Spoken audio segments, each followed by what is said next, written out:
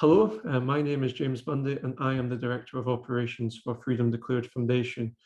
Today I'm delighted to be joined by Esmé Partridge for Freedom Declared's latest interview on the state of freedom of religion or belief within the United Kingdom. Having recently graduated from SOAS, University of London, with honours in religion, Esmé is an interfaith coordinator for the Good Faith Partnership, where she consults on several projects, including a religion and diplomacy training programme, a Muslim peace initiative, and the UK Freedom of Religion and Belief Forum. She is also a writer on Islam, internet spirituality, and the place of religion and modernity, with articles appearing in UnHerd, Theos think tank, and the Royal Society of Arts. Thank you for joining us today, Esmé. Thank you for having me. I'm really looking forward to it. I'm delighted that you are here. And yes, we're just going straight into things. What is your definition of freedom of religion or belief? I would define it as the promotion of a society which not only tolerates but actively values belief, and which recognises that there are actually multiple levels of freedom which are needed in order to actualise that. I think there are actually two main definitions of freedom that I would assign to this particular use of the term. So I think first of all, there's a spiritual kind of freedom, which is allowing people, enabling people to be able to fulfill their telos, if you will, their spiritual fulfillment, to abide by the conscience that they may have and to actually, go about actualizing that in their personal lives. So whether that means being able to pursue the path of religious leadership or scholarship, which is very much a personal thing. But then there's also the societal dimension of freedom, which interplays with those freedoms, but it's more something which is about allowing people's consciences to enter the public square, for it not to just be a personal thing, but for spiritual embodiment to be extended from the individual into the community, and really for people to be able to engage their conscience in the world around them, and for that not to have to be something which is confined to just the private sphere, and for people outside of that to actually take it seriously and for it to be, as I say, valued. I think that's my key take on it. Really, it's not just about tolerance, but it's about value. Yes, and I think that is critical, the evaluation of people's personal faith or lack of faith in the public sphere. How do you think your definition lines up to treaties such as Article 18 of the UN and Article 9 of the ECHR? Yeah, I think my definition, obviously phrasing it quite differently, but I think the essence of it definitely chimes with that of Article 18. There are some uses of wording which I think I might interpret slightly differently to how the conventional legalistic understanding might. So, for example, in Article 18, there's a particular phrase which sticks out to me, which is this notion of freedom to believe where no one is subject to coercion.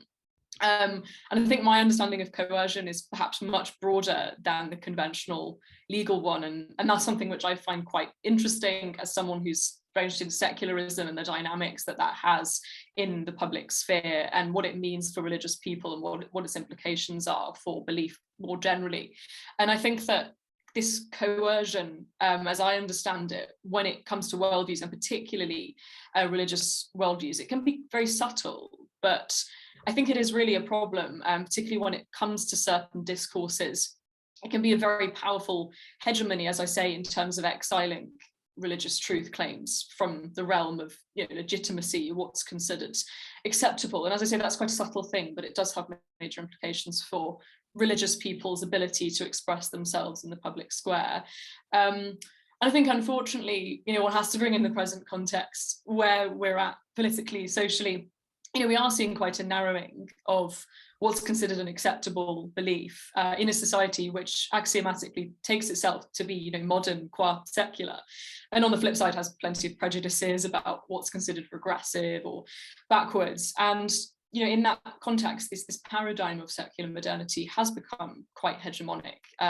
Arguably, that's not a particularly recent thing, but I would say it's only increased to be so in recent years. And so I would say that there is a subtle coercion in that. And I think it's very difficult to address that in a legalistic context because it's quite a social thing, it's a cultural thing. But maybe later I'd be happy to explain a bit more in terms of what I mean about it being hegemonic, because that's quite a charged word, so maybe we can come back to that. Yes, and I think what you were saying about the coercion and the societal freedom that you said in your first answer, I think they link very closely. And in Bishop John Keenan's interview with us, he said that whilst we have a legal freedom of religion or belief within the United Kingdom, perhaps we don't have a fully societal one. Would you share those sentiments? Yeah, and I definitely think that it's important to consider both dimensions. Obviously, there's only so much control that you can have over the latter. But I do think, in the context of a conversation such as this, I think it is a very important aspect.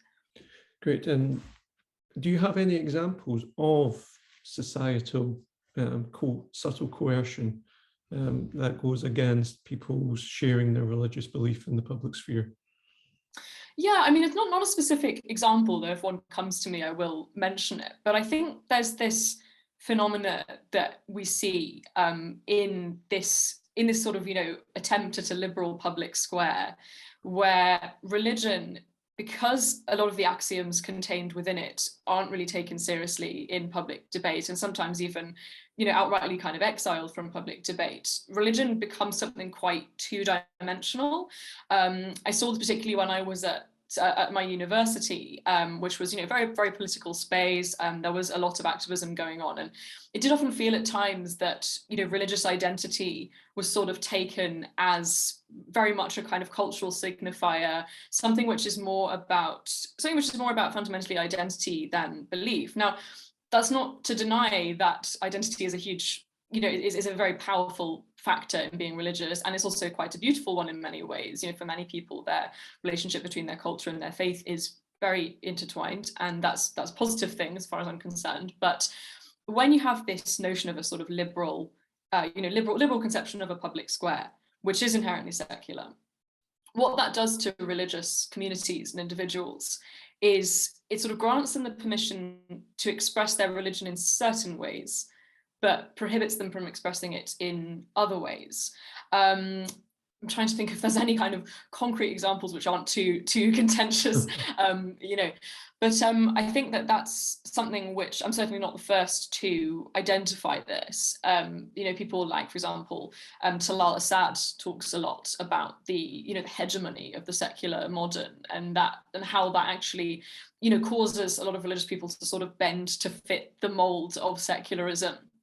Whether that means perhaps concealing their views on maybe gender or sexuality, lots of things like that, particularly when it comes to the family. I would say that's a particularly heated discourse where, unfortunately, religious perspectives, even if they're sort of welcomed on the surface, are not really taken seriously. And I'm not bringing up those examples from a polemical perspective, but it's just, if we really do want to be aspiring towards a genuine religious freedom, then I think it has to go beyond treating religion as something which is a two-dimensional, cultural identity signifier, and actually take it seriously. But that's very difficult when you do have these paradigms of what it means to be modern, what it means, what's the kind of Overton window of acceptable discourse.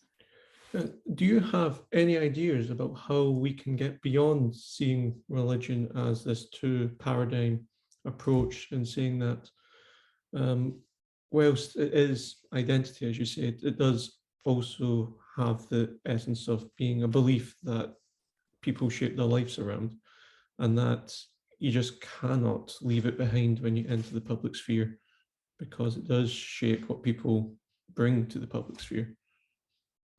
No, I mean, I think that's it's a really good question, and one which I've been trying to address, kind of in my own thoughts, and in a couple of pieces I've written recently for UnHerd as well. I've been really trying to sort of answer this question of, what is religion's place in our current political sphere, because it doesn't really have one, and that's creating a lot of problems for religious individuals, I think, because they feel quite, politically homeless, and that's not right, because these people have valid claims to truth and valid perspectives, so in my opinion at least.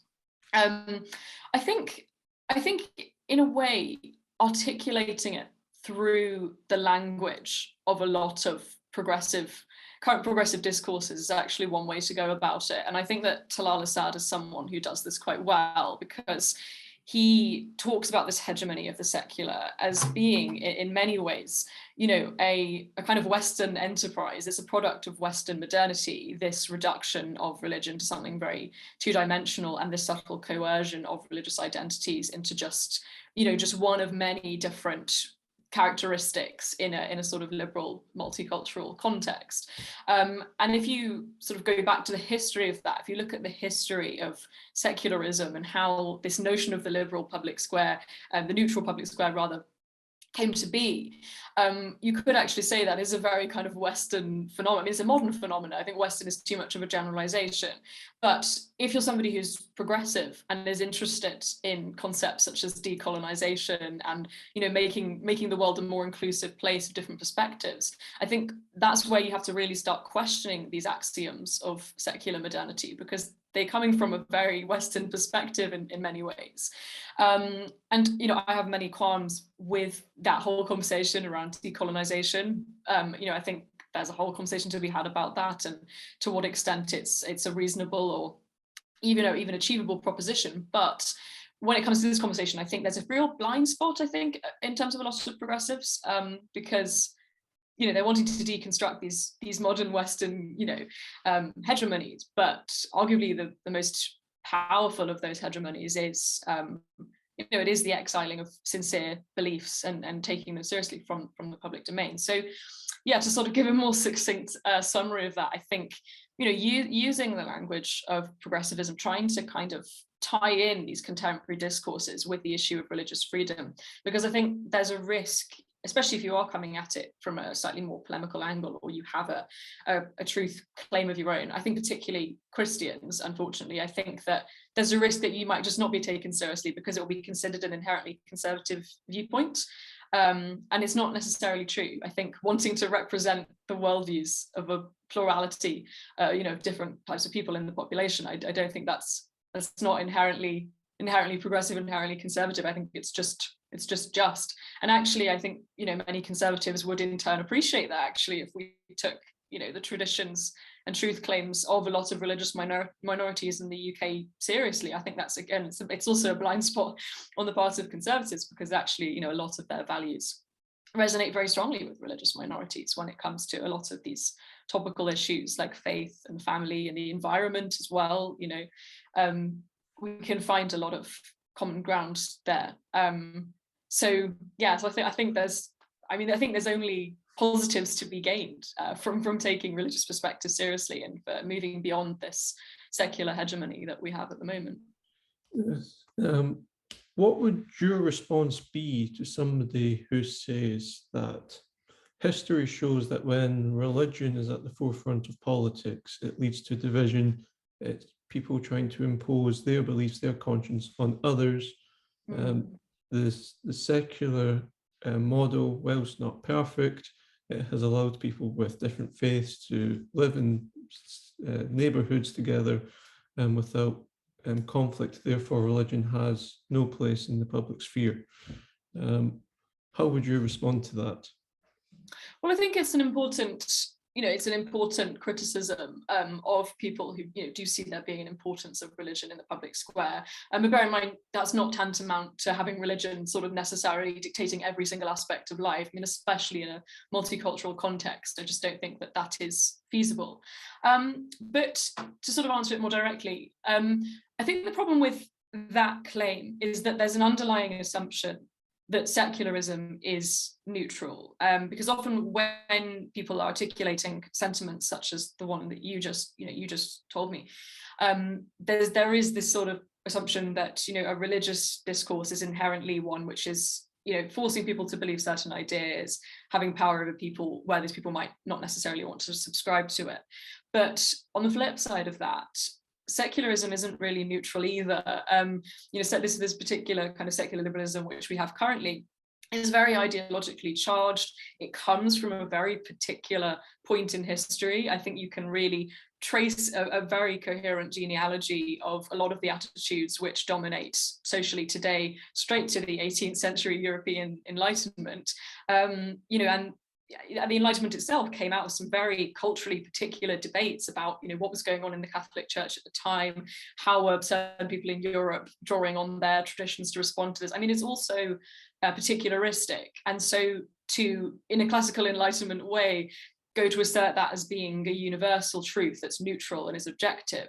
I mean, it's simply a myth, really, isn't it? And so I think that you kind of have to, make it clear, like when having these conversations, which are important, is like, well, yes, maybe religion can be hegemonic, but secularism is also hegemonic and also has a very specific set of principles which you are, if you will, just sort of, to speak in their own language, kind of indoctrinating people with. Obviously, that's a word that you often get people, using negatively about religions. But my point is really that it happens on both sides. So I think, you can come to a sort of hybrid, if you will, where you're not necessarily denying that, especially in a multicultural context, you can't really assert one truth. I just think that we're sort of beyond that point, but rather, you have to embrace a multitude of truth claims without necessarily reducing them all just to identities. And that's the real paradox, and something which, I think we're all still trying to get our heads around. How do you have a society that values religion without just kind of collapsing into relativism completely and sort of each to their own, and this community does this and this one does that? And really, we want to be focusing on what are the positive values which we're all sharing, and how can we, as I say, value those values rather than just tolerate them.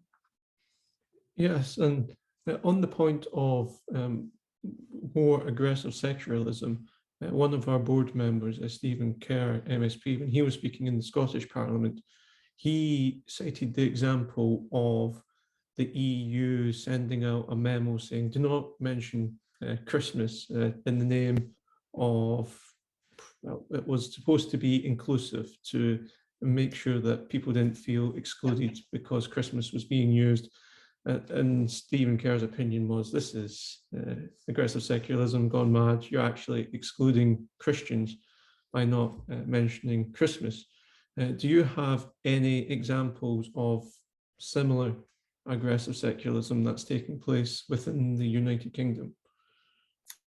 I'm really glad you mentioned that example, and I have seen that clip, and I think it's a really powerful, I think he conveys very strongly how, in attempt to sort of neutralize and in attempt to sort of generalize everything for a mass group of people, you just sort of end up erasing everything, and there's no kind of traditions and there's no sense of, well, value. I think that's the problem. So I'm glad that you raised that. It's not quite the same thing, but something which came to my mind was my own experience at university. And I don't say any of this to be too negative, but this is just an experience which I think is quite telling of where we're at kind of culturally. And this isn't to blame any particular individual or classes or whatever, but I did do quite a few modules on religion and politics, and I found it really interesting how repeatedly, even in the kind of reading materials that we'd be given, they were often framing any kind of, well, particularly Christian religious conservatism in a very, very negative light. And it was quite strange, actually, because they talk about, for example, like pro-life campaigns, and we wouldn't really be reading both sides. We sort of only be reading one report commissioned by clearly a funding body which isn't pro-life, being very, very cynical about it.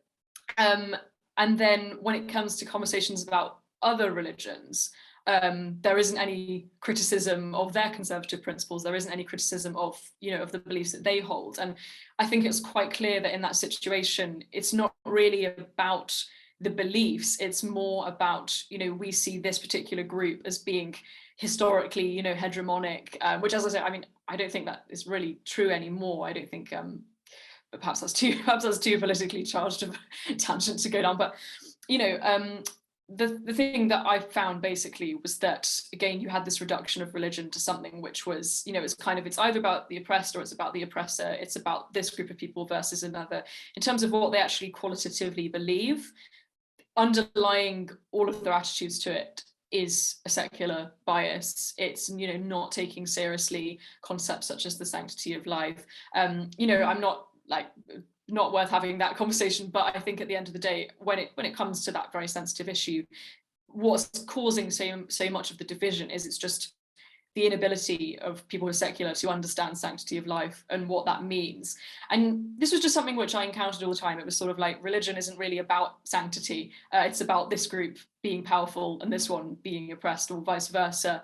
And like, you know, yes, geopolitically, that is very significant. That's not to undermine that, you know, the power that certain religious groups hold can be, you know, detrimental. It can change economies. It can change society fundamentally. Like, it's not to undermine that, but yeah, when talking about this in an educational context, there was just a real lack of engagement with the actual principles that the religious groups held, and I would see that as being a kind of secular hegemony. As I say, not quite the same as the example of the, you know, EU banning the word Christmas, but I think it comes from a similar rationale, I think. Yeah, well, that's very interesting to hear about that experience at your university.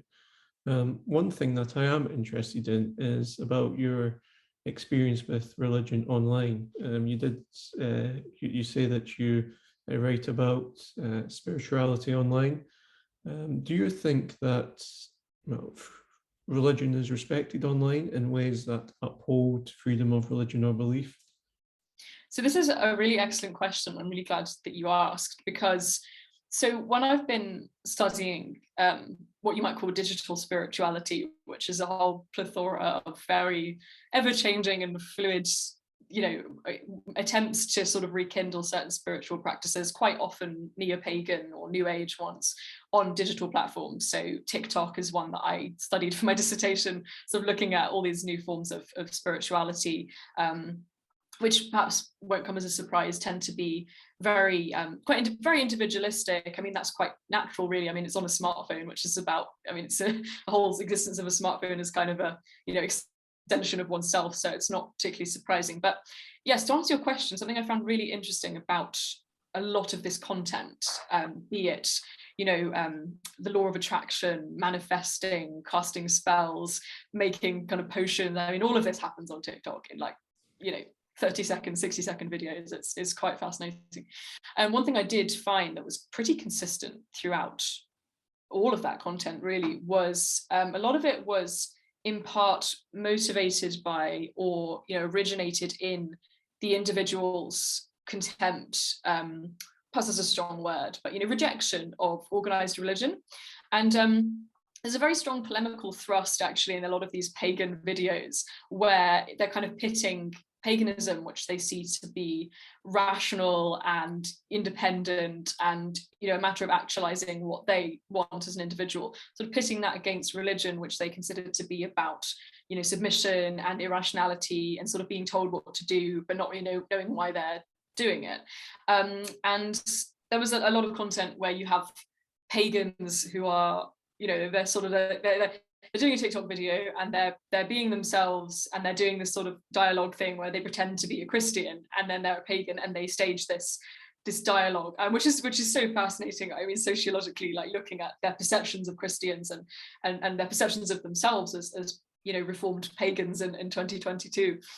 You know, and there's often this conversation sort of like, you know, well, what's so wrong with you know, doing this just like so I can kind of have my dream life and I can do this, and whereas your religion is like irrational. And they often will frame Christians in quite a derogatory way, actually. Like even the way that they sort of act is I mean, yeah, there's definitely, as I say, a very polemical thrust against organized religion, but by that they do usually mean Christianity, because I'm yet to see any similar sentiments about, say, Islam or Judaism. It tends to be very much, you know, against Christianity.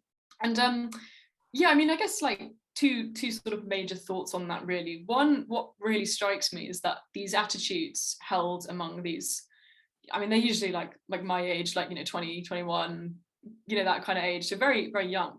But they're still upholding very, very kind of Protestant Reformation, Enlightenment talking points. It's really interesting. It's like, you know, if you think about it, all of the Protestant and Enlightenment critiques of religion were sort of like, it's not rational, it's not allowing us to be independent, you know, we don't want to be controlled by a centralized authority. So it's kind of crazy, like even despite claims that this is a generation which is very postmodern, and it's very, and don't get me wrong, it is in a lot of ways, but even despite that, they're still upholding these very reactionary kind of anti-religious attitudes, which are literally hundreds of years old, and sort of framing them as being subversive. So that's very interesting. But the other thing is, what does this mean for freedom of religion? Because there is a real negativity about organized religion there. And while, we're completely free to express our beliefs, like, I might have theological criticisms or social criticisms of other religions, like that's inevitable, and it's important to have debate, discourse. You'd run into some major free speech problems if you tried to claim otherwise. But I think when these spiritualities are so fluid and they're so kind of unregulated, and people can kind of say whatever they want and perpetuate certain stereotypes about certain groups and prejudices about certain groups, it does make you worry a little bit about what that means for the future of religion. I mean, especially when you're seeing some videos which kind of outright, mocking Christians. Like I saw this video from a self-made Satanist TikToker who was sort of making fun of a couple for waiting to be married until having being intimate, right? And it was sort of just completely disrespecting their views. And so something like TikTok, it is, I mean, on the one hand there is some censorship, but it's also completely, you can kind of get away with everything, and the speed at which people are exposed to this content is so vast.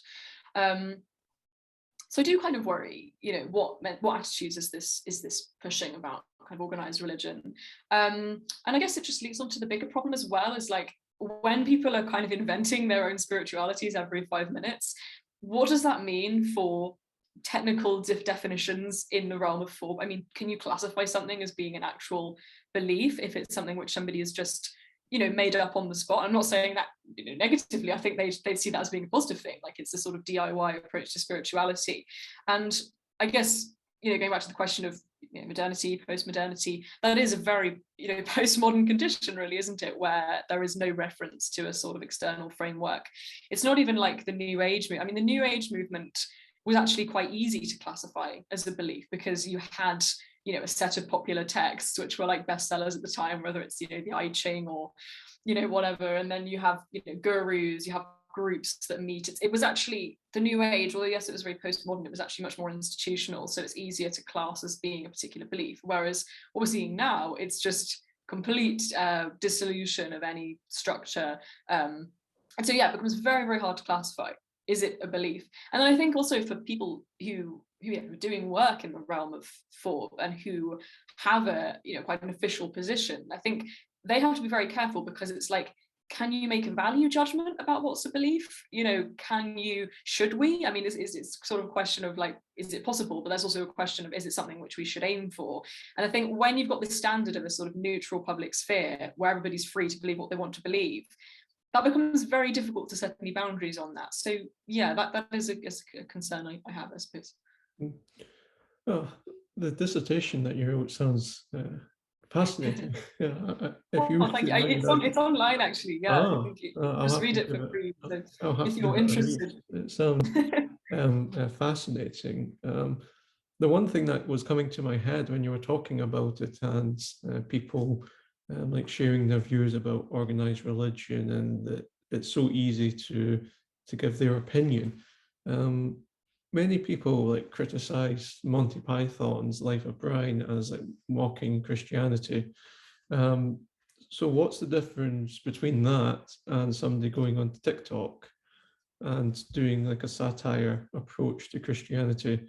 Or is it because when they were doing Monty Python, it took time, they had to consider consequences, whereas people can literally go onto their smartphone, record something and post it with no checks and balances? Is that the only difference?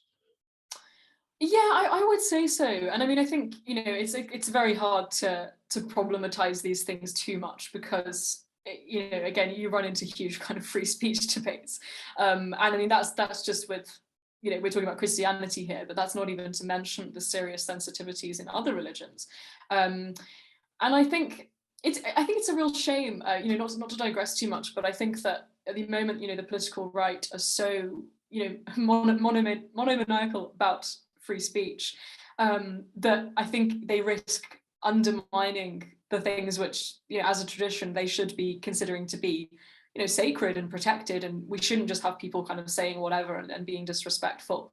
I think especially given that we'd certainly be very, very wary of doing something like that when it comes to Islam, for example. There's been some serious news stories recently, major conflicts of people kind of, speaking very trivially about Islam, about the Prophet. And, I think the reality is that we probably wouldn't be so blasé about that with Christianity. And I think there are definitely reasons for that, which probably aren't that hard to, kind of theorize. But, well, I think I've gone off on a tangent here, but no, so I suppose in terms of the difference between, something like Monty Python, which is, just a kind of, clearly intentionally designed to irritate people. I suppose the difference with the TikTok content is I think a lot of it's justified by, quite a lot of modern, current political discourses about, which groups we can criticize, which groups we can't, things like that. And I think that it rests on quite a lot of long-standing prejudices. And I do think that because people can go around sort of making content about those, whether it's funny or completely serious, it is perpetuating certain stereotypes about groups. And I just think the lack of regulation there is potentially a bit worrying. What would you say is the greatest threat that modernity poses to freedom of religion or belief? I think to go back, I do think that this idea of hegemony and the, as Talal Assad says, the reshaping religion to fit the mold of secular modernity, I think that runs the risk of really reducing religion, which is fundamentally something which informs people's worldviews. It's a system of values. It's completely alters somebody's paradigm of the world and the metaphysical, that which is metaphysical as well. I think for that to just collapse into something which is just purely an identity, which is just purely something very two-dimensional, I think that is really dangerous because it denies people their own history in a way. I mean, whether that's the history of, someone who's lived in England all their life is perhaps from a Christian background, or whether it's, migrant families who are practicing Muslims or any other religious minorities, really. It kind of runs the risk of erasing their own history because historically religion was always something which informed your worldview. It wasn't just a symbol. It wasn't just a category, right? Like it wasn't, so that's what I think the real danger is. And I think going back to what we were saying earlier, I think we need to reintroduce this concept, this idea of the hegemony of the secular. I think we really need to bring that into our conversations about social justice discourse and things like that. I mean, regardless of how one feels about that, the language that they use about decolonization, Eurocentrism, it's very powerful language, and it has the potential to, I think, change a lot of people's minds when it comes to the issue of religious freedom, when we realize that this very hegemony of the secular is something which originates in a European context, in a modern context. And that's I suppose that's in essence my view on it. Yes. How would you say just overall the United Kingdom is doing in implementing freedom of religion or belief? Are we a world leader, or are there other countries doing better than us? I think that's a good question, and one which I certainly don't want to kind of say anything, because I'm fundamentally not kind of in a position of authority to sort of make a judgment on that. But I suppose from what I have seen and from what I do know, I think that we're certainly being very proactive about it. I mean, even some of the projects which I've been involved in recently, in terms of the UK Freedom of Religion or Belief Forum, in terms of, even some projects going on within the government about trying to improve religious literacy, particularly interesting project I'm working on at the moment is, involving organising training for diplomats. I think that there is a real concentrated effort to improve religious literacy, which sounds kind of a bit boring when you say it like that, just improving religious literacy, but it's so much more than that. It's not just telling people this is how Islam began and this is the history of it. It's not that. It's actually looking at current geopolitical circumstances. How does religion fit into that, you know, and what's the importance of it. And so it's really thrilling. I mean, personally, it's very thrilling to be a part of that, and to see it all happening. You know, we also have some wonderful people, you know, in UK Parliament at the moment, for example, Fiona Bruce MP, who's doing some incredibly positive things and really getting the message out. For example, next year we've got the ministerial for religious freedom or belief, sorry, UK freedom of religion or belief. We have the big ministerial, which is taking place in summer. I think it's early July, late June. And so there is a real effort, and I'm actually really proud, to be honest, like to be part of you know, a country where we are actually doing that. How it compares to all over the world, I think that's very difficult to say, because while here we're definitely taking the right initiatives, arguably the UK, from a social point of view, suffers from the sort of social issues of freedom of religion or belief, perhaps more so than many other places. And especially when we're talking about the hegemony of the secular modern, I think there's a real danger that despite our efforts, that could very much be an undercurrent, which is very, very hard to overcome. And I think that's, so you sort of double-edged sword. It's like, I think we're definitely doing, from a humanitarian perspective, doing a very good job of promoting religious or belief freedom. But then you've also got this other side of that, which is we're coming at things from a very kind of secular perspective. We are the, you know, kind of the center of this vision of a, you know, neutral public square of liberalism and all the issues that come with that. So I think it's really a double-edged sword. And I think going back to something which, you know, you touched on with reference to another interview, it's about these two dimensions. You know, it's like the legal dimension, it's the practical dimension, you know, doing what you can physically within your capacity, but it's also that cultural, social dimension. And I think we have to take into account both.